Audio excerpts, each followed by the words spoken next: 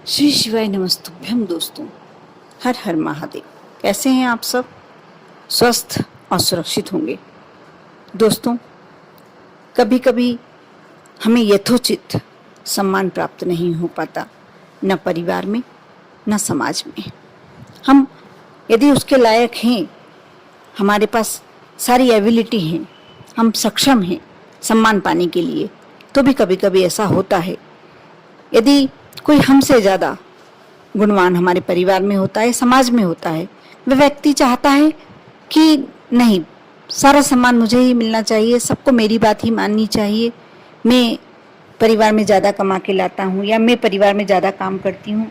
इस तरीके से समाज में भी कई लोग होते हैं जो यदि जिन्हें पद मिल जाता है और एक बार पद मिलने के बाद उनके मन में एक अहम भाव आ जाता है कि नहीं, मेरे आगे कोई, मेरे से ज़्यादा कोई सर्वश्रेष्ठ हो ही नहीं सकता, मैं ही हूँ।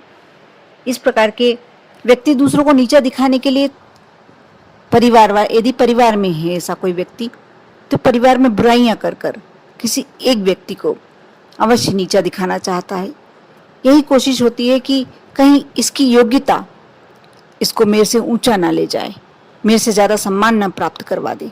इस कारण से वह परिवार में या समाज में उस व्यक्ति की बुराई करता है।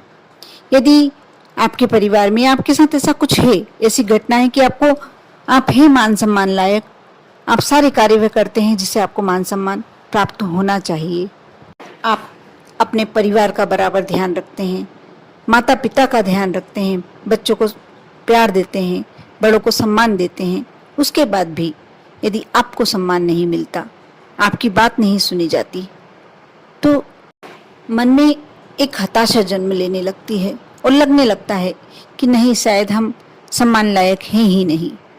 लेकिन नहीं, यदि आप काबिल हैं, आप सबके लिए कार्य करते हैं, तो आपको अवश्य सम्मान मिलना चाहिए। इसी प्रकार ये तो हुई मान सम्मान वाली बात जो जरूरी है।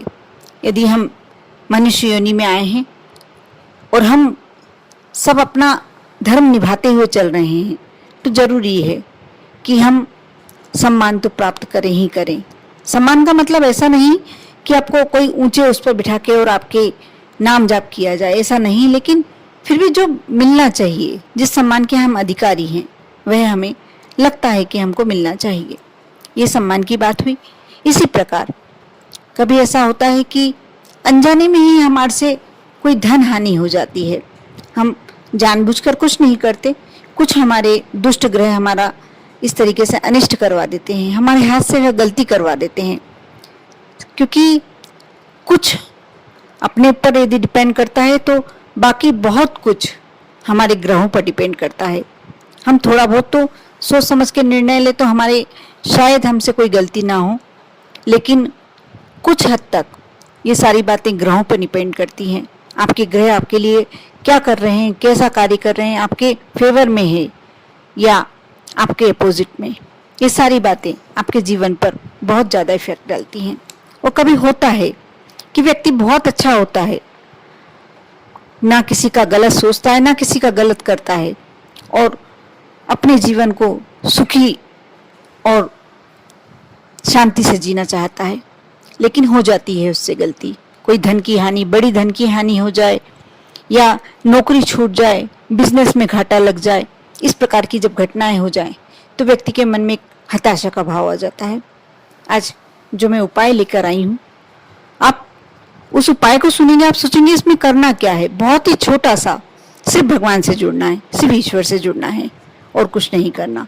लेकिन आप उस उपाय को करेंगे तो आप अपने अंदर इतनी पॉजिटिविटी आपको महसूस होने लगेगा कि नहीं, अब कोई सम्मान करे या ना करे, सम्मान तो करेंगे। उस उपाय को करने के बाद अपने आप में ही अपने से प्यार होने लगेगा, अपना मान सम्मान अपने आप ही करने लगेंगे।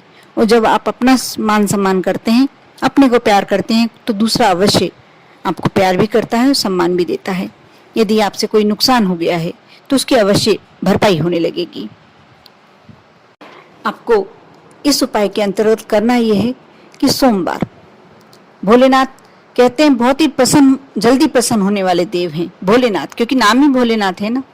तो इतने भोले भाले हैं कि यदि भक्त श्रद्धा भाव से उन्हें जपे, उनका नाम ले और एक लोटा जल यदि इन पर चढ़ा दे तो उसकी सारी मनोकामनाएं पूर्ण होती है। आपकी भी कोई ऐसी अटकी मनोकामना है, जो मैंने पहले बताया वो तो सब ठीक है ही, वो हमारे जीवन की सबसे ज्यादा महत्वपूर्ण चीजें हैं।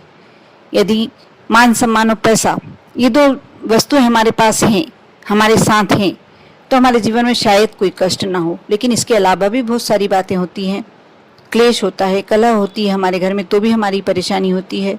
यदि हम शारीरिक रूप से थोड़े कमजोर हो जाएं, कोई ऐसी बीमारी, असाध्य बीमारी हमारे परिवार में किसी मेंबर को या हमको हो जाए, तो भी हम परेशान रहते हैं।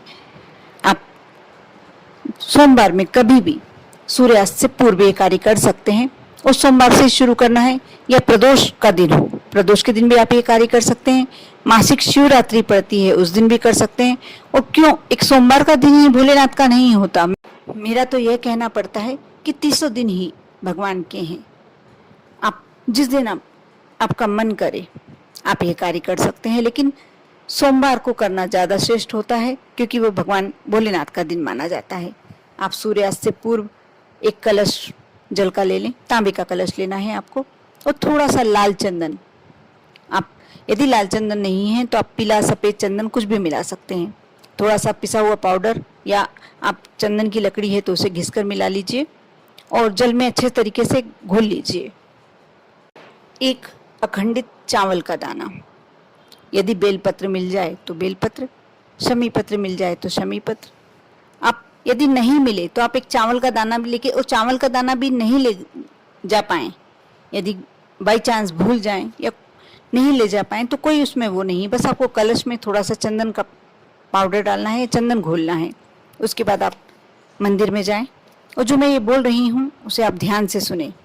नीलकंठ के शीश पर बहे निरंतर गंग, भगवान शिव को देखकर मन में उठे उमंग। आप फिर से एक बार सुन लीजिए, फिर से एक बार बोलने जा रही हूँ। नीलकंठ के शीश पर बहे निरंतर गंग, भगवान शिव को देखकर मन में उठे उमंग।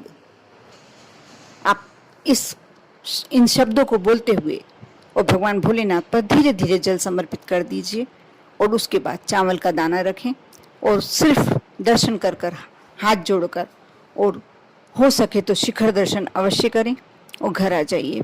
आप चाहें तो प्रतिदिन करें, आप चाहें तो सोमवार की सोमवार करें, कुछ नहीं, आपको अपने मन के भाव भी नहीं रखना है। यदि वो आ जाते हैं मन में भाव तो बहुत ही श्रेष्ठ, लेकिन भोलेनाथ तो आपके कण कण की बातें जानता है, मन की सारी बातें जानता है।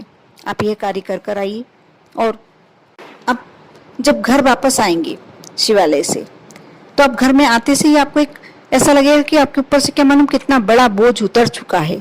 सिर्फ एक बार करके देखना, आपको लगेगा कि आपको कुछ अंदर से उत्साह महसूस होने लगेगा, तसल्ली महसूस होने लगेगी। और आप यदि प्रतिदिन करते हैं, या सोमवार की सोमवार करते हैं, प्रदोष के दिन करते हैं, शिवरात्रि, मासिक शिवरात्रि में करते हैं, जब भी करते हैं, आप अपने अंदर बदलाव देखने लगेंगे। अपने साथ जो आपसे मिलते हैं उन लोगों का बदलाव देखने लगेंगे, आपके परिवार के मेंबर का बदलाव देखने लगेंगे, और जो भी आपकी समस्या है जल्दी ही दूर हो जाएगी। आप यह कार्य यदि मंदिर में, शिवालय में जाकर नहीं कर पा रहे हैं, तो आप एक घर में यदि आपके शिवलिंग स्थापित हैं तो उन पर भी थोड़ा सा जल ले लीजिए। छोटा सा कलश होगा यदि तांबे का, और बड़े बर्तन में शिवलिंग को रखकर और ये कार्य कर सकते हैं। कर कर देखिए।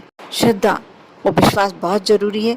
श्रद्धा के साथ आप यदि ये कार्य करते हैं तो आपके जीवन के हर क्षण आपका बदल जाएगा। जो भी आपके जीवन की समस्या है खुद ब खुद दूर होती चली जाएगी। कर कर देखें, विश्वास रखें, श्रद्धा रखें। ओम नमः शिवाय।